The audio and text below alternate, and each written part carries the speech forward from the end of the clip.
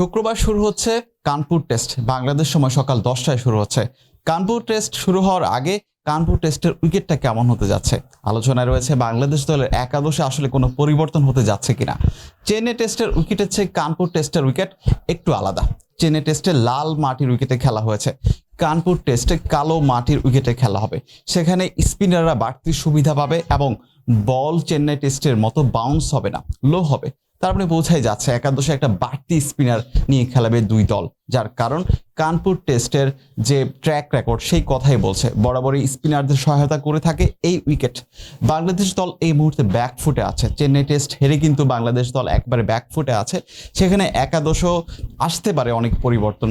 সাকিব আল হাসান একাদশে থাকবেন কিনা সেই প্রশ্নে কিন্তু চান্ডিকা হাথুরুসিংহে সিং এর প্রধান কোচ তিনি ক্লিয়ার করে দিয়েছেন সাকিব ইস্যুতে কোনো সমস্যা নেই, তিনি একাদশে থাকছেন। তাছাড়া বাংলাদেশ দলে আসলে যে একজন স্পিনার নিয়ে আসার কথা রয়েছে, সেই ক্ষেত্রে আসলে কোন স্পিনার আসতে পারেন। হাতে আপনার অপশন আছে অফ স্পিনার নাইম হাসান এবং বামহাতি স্পিনার তাইজুল ইসলাম। যেহেতু তাইজুল ইসলাম বরাবরই পরীক্ষিত বোলার, অবশ্যই সাকিব এবং মিরাজের সাথে তাইজুলকে দেখা যাবে কানপুর টেস্টে, এতটুকু বলাই যায়।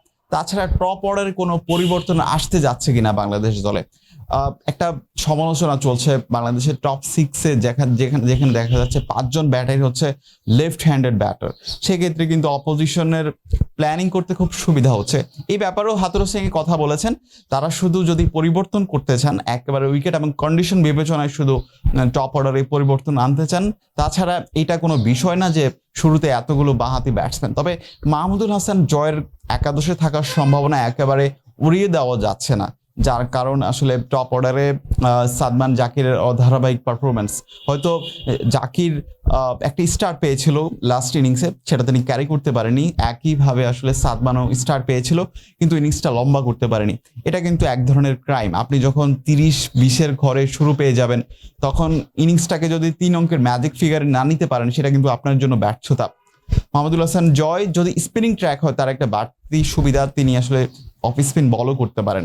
যদি টিম ম্যানেজমেন্ট মনে করেন জয়কে প্রয়োজন একাদশে, সেক্ষেত্রে সাদমান কিংবা জাকিরের জায়গায় তিনি আসলে একাদশে আসতে পারেন। বাংলাদেশের স্টার্টিং 11টা আসলে কেমন হতে পারে, সম্ভাব্য একাদশটা আসলে কেমন হতে পারে। জাকিরের সাথে ওপেন করতে পারেন সাদমান ইসলাম, অথবা জাকিরের সাথে ওপেন করতে পারেন মাহমুদুল হাসান জয়। এটা একেবারে শেষ মুহূর্তের সিদ্ধান্ত হবে। এবং নাম্বার 3-তে নাজমুল হোসেন শান্ত, 4 নম্বরে মুমিনুল হক সৌরভ, 5-এ মুশফিকুর রহিম, 6-এ সাকিব আল হাসান, 7-এ যথারীতি লিটন কুমার দাস, 8-এ মেহেদী হাসান মিরাজ। এখন প্রশ্ন হচ্ছে 3জন পেসার খেলিয়েছে চেন্নাই টেস্টে, সেই চেন্নাই টেস্টে 3জন পেসারের মধ্যে একজন বাদ পড়তে যাচ্ছেন, এত নিশ্চিত করে বলাই যায়। সেই ক্ষেত্রে হাসান মাহমুদ দুর্দান্ত বোলিং করেছেন। হাসান মাহমুদের সাথে কাকে আসলে একাদশে দেখা যাবে, তাসকিন নাকি নাহিদ রানা? নাহিদ রানার ওয়ার্কলোড ম্যানেজমেন্ট যদি তারা বিবেচনা করে, সেক্ষেত্রে হয়তো নাহিদ রানাকে তারা বসিয়ে দিতে পারে। তাছাড়া তাসকিন আহমেদকেও বসানো হতে পারে, তার কারণ নাহিদ রানার গতি আছে, তিনি যে কোনো সময় আসলে উইকেট নিতে পারেন। সবকিছু বিবেচনায় কিন্তু আসলে তাসকিন অথবা নাহিদ রানার মধ্যে যে কোনো একজন আসলে হাসানের সঙ্গী হবেন কানপুর টেস্টে, এতটুকু বলাই যায়। সবকিছু বিবেচনায় বাংলাদেশের একাদশটা অবশ্যই গুরুত্বপূর্ণ হবে। এবং কানপুরের প্রথম 2 দিনের আবহাওয়া কিন্তু আসলে একেবারে খেলার উপযোগী নাও হতে পারে, যেখানে দেখা যাচ্ছে 80% এবং 90% বৃষ্টির সম্ভাবনা আছে প্রথম 2 দিনে। সেক্ষেত্রে পূর্ণ খেলা হয় কিনা প্রথম 2 দিনে, সেটা নিয়ে একটা শঙ্কা আছে। ওয়েদার কন্ডিশন সবকিছু বিবেচনায় কিন্তু শেষ মুহূর্তে আসলে একাদশটা নির্বাচিত হবে, এতটুকু বলাই যায়। তবে বাংলাদেশ দলের জন্য শুভকামনা থাকবে। বিলাল হোসাইন শিমুল, বিটি আর্কাইভ।